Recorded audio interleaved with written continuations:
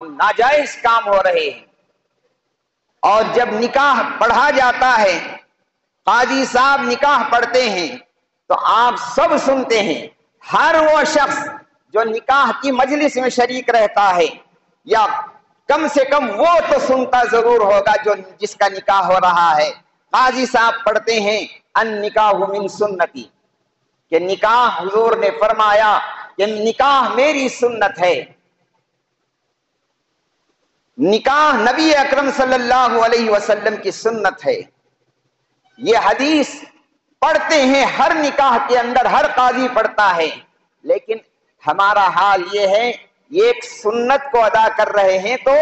ہزاروں قسم کے حرام کام اس کے اندر انجام دے رہے ہیں، ناجائز کام اس کے اندر انجام دے رہے ہیں۔ ہو رہے ہیں کہ نہیں ہو رہے ہیں؟ شکرانے کی رسم سے لے کر نہیں، منگنی کی رسم سے شروع کیجیے۔ منگنی کی رسم سے لے کر شروع ہوتے ہیں، اس کے بعد کیا ہوتے ہیں، وہ شروع ہو جاتے ہیں۔ منگنی جہاں ہو گئی، منگنی کے لیے بھی 3-4 بیٹھکیں بیٹھتے ہیں، اس کے بعد منگنی کی رسم ادا ہوتی ہے۔ پھر اس کے بعد اگر شادی سے پہلے عید آ گئی تو عیدی کی رسم، عیدی لے کر جانا ہے، یہ ادھر وہ ادھر لے کر جا رہے ہیں۔ یہ کہاں کی سنت ہے؟ کیا یہی نکاح، اسی سنت کو تم ادا کر رہے ہو نکاح کی، کہ جس کے اندر غیروں کا دیکھا دیکھی، اسلام کے اندر ان رسوم اور رواج کو تم اپنا رہے ہو؟ پھر اس کے بعد شادی، شکرانہ ہوا، پھر نکاح ہوا، پھر جلوے کی رسم ہوتی ہے، وہ الگ رسم شامل اس کے اندر۔ پھر اس کے بعد بھی خاموش نہیں، جمعگیاں شروع ہوتی ہیں، پہلی جمعگی، دوسری، تیسری، کیا کیا اس کے اندر ڈرامے ہوتے ہیں، کیا کیا کھیل تماشے ہوتے ہیں، شکرانے کے اندر کیا کیا کھیل تماشے کیے جاتے ہیں، آپ سب کو معلوم ہے، بولنے کی بھی ضرورت نہیں۔ بلکہ ہم نے دیکھا بعض لوگ شکرانے کے موقع پر رنڈیوں کو بلا کر نچاتے ہیں، ہجڑوں کو بلا کر نچاتے ہیں، ناچ گانا ہوتا ہے، اور سمجھتے ہیں، جب ان سے کہا جاتا ہے تو کہتے ہیں کہ یہ زندگی میں ایک بار نکاح ہو رہا ہے، سو اب تو نکاح کتنے کی کر لیتے ہیں، ایک بار ہو رہا ہے تو پورے ارمان نکال لینا،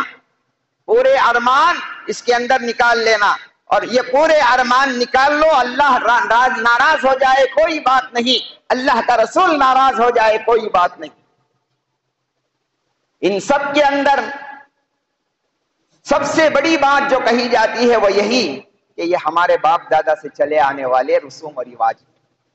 اس کو ہم چھوڑ نہیں سکتے۔ یہ ایسے ہی ہے جیسے ابراہیم علیہ السلام کو ان کی قوم نے کہا تھا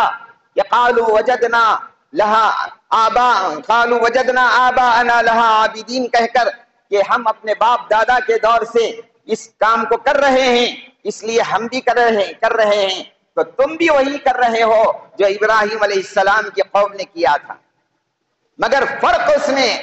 یہ ہے کہ تم اس سے زیادہ گئے گزرے ہو۔ وہ کافر تھے، وہ مشرک تھے، وہ بت پرست تھے، اگر وہ یہ کہیں کہ ہم آباء و اجداد کے طریقے پر چل رہے ہیں تو کوئی بری بات نہیں سمجھی جاتی، کیونکہ وہ ہے ہی اللہ کے مغضوب قوم، وہ اللہ تعالیٰ کی ملعون قوم ہے۔ لیکن تم تو اللہ اور اس کے رسول کا نام لینے والے ہو، تم اگر یہ کہتے ہو کہ ہم اپنے باپ دادا کے چلے ہوئے رسومات پر عمل کر رہے ہیں تو تم اس سے زیادہ بدترین ہو،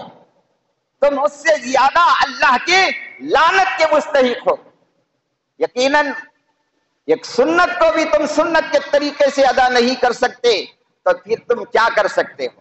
ایک مسلمان ہوتے ہوئے ایک سنت کو ادا کرتے ہیں تو اس کو سنت کے مطابق انجام نہیں دے سکتے۔ تو بہرحال حضرت ابراہیم علیہ السلام کی سیرت اٹھا کر دیکھیں کہ حضرت ابراہیم علیہ السلام نے اسی کی تردید کی۔ کہا حضرت ابراہیم علیہ السلام نے لَقَدْ كُنْتُمْ أَنْتُمْ وَآبَاؤُكُمْ فِي ضَلَالٍ مُبِينٍ، کہ تم بھی اور تمہارے باپ دادا بھی کھلی ہوئی گمراہی میں ہیں۔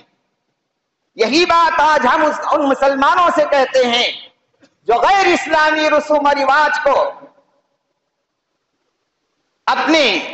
کاموں کے اندر شامل کر لیتے ہیں کہ تم بھی اور تمہارے باپ دادا اگر یہ رسم و رواج کرتے تھے لفی ضلال مبین، وہ کھلی گمراہی میں تھے۔ اور پھر اس کے بعد کافروں نے حضرت ابراہیم علیہ السلام سے پوچھا کہ اے ابراہیم یہ تو بتاؤ کہ تم جو بات کہہ رہے ہو ہم سے کہ ہم گمراہ ہیں، ہم اپنے باپ داداؤں کے رسوم و رواج کو اختیار کر کے گمراہ ہو رہے ہیں، تو اس کے لیے تمہارے پاس کوئی پروف بھی ہے، تمہارے پاس کوئی دلیل بھی ہے، یا تم ایسے ہی اپنے طرف سے پھینک رہے ہو؟ اگر تم ہمیں گمراہ کہہ رہے ہو تو کس بنیاد پر گمراہ کہہ رہے ہو؟ تو حضرت ابراہیم علیہ السلام نے کہا کہ میں تم جیسے پھینک نہیں رہا ہوں، بغیر دلیل کے بات نہیں کر رہا ہوں، میرے پاس دلیل ہے۔ قال، حضرت ابراہیم علیہ السلام نے کہا بر ربکم رب السماوات والارض، میرا رب تو وہ ہے جو زمین و آسمان کا رب ہے، الذی فطرہن، جس نے زمینوں اور آسمانوں کو